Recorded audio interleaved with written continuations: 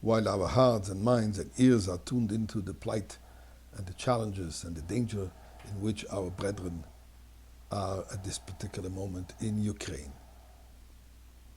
What can we do? Now, weapons, we cannot send them, but we can send them the most powerful weapon. For a Jew, the most powerful weapon is Torah, Tefillah, and Tzedakah. Extra study of Torah, extra prayer, extra charity.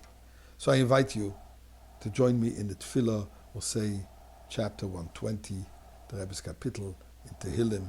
Shir Amalos el Adonai Batzorose Dikorose ve'yaneni Adonai yatzilo nafshi misfas sheker meloshon remiyah vayite lecho mayosiv lach loshon remiyah chitzo giber shununim gach leresomim oyo lekigarti mesher shchanti mol lekedor rabas shochlon anafshi imsoini sholem ani sholem v'chiadaber himol ha-melchama. And I invite you to take a few coins to throw it into the pushka for the well-being of our safety and security of all our brethren in Ukraine and all of humanity. Torah. This week's parsha is Eile Pekudei, Parshas Pekudei. By the way, we're concluding the Sefer Shemois with Pekudei. Pekudei means counting. What is the Torah telling us?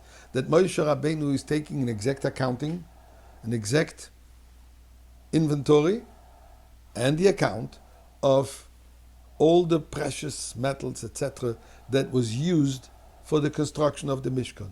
What people have donated and used for the Mishkan.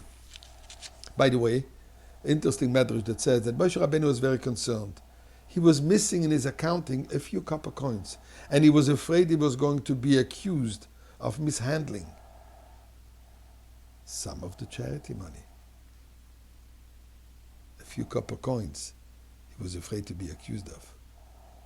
And God said, I will testify that you're an honest person. You have not pocketed any of these donations.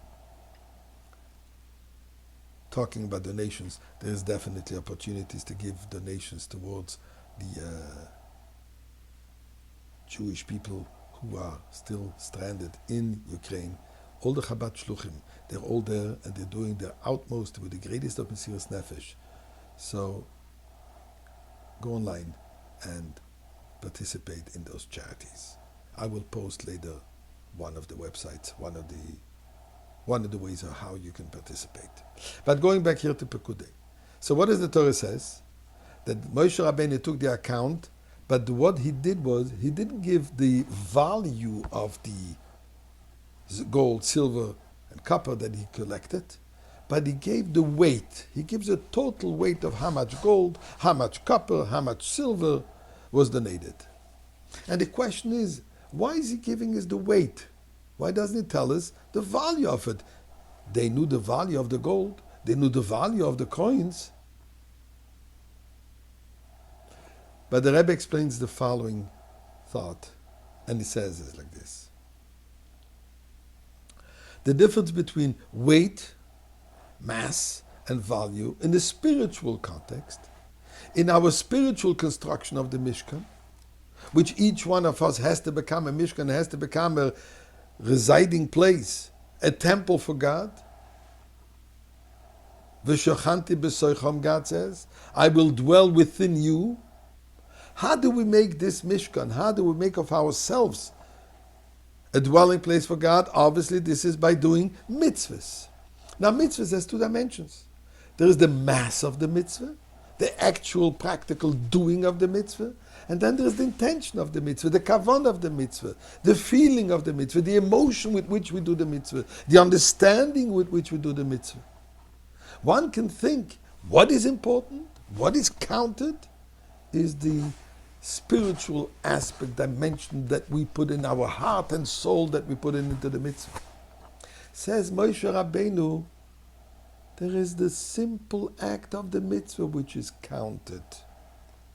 No question that the feeling is important, the intentions are important, but what is counted is the actual doing of the mitzvah. This is how we build a Mishkan. So, this is what the Torah is telling us here.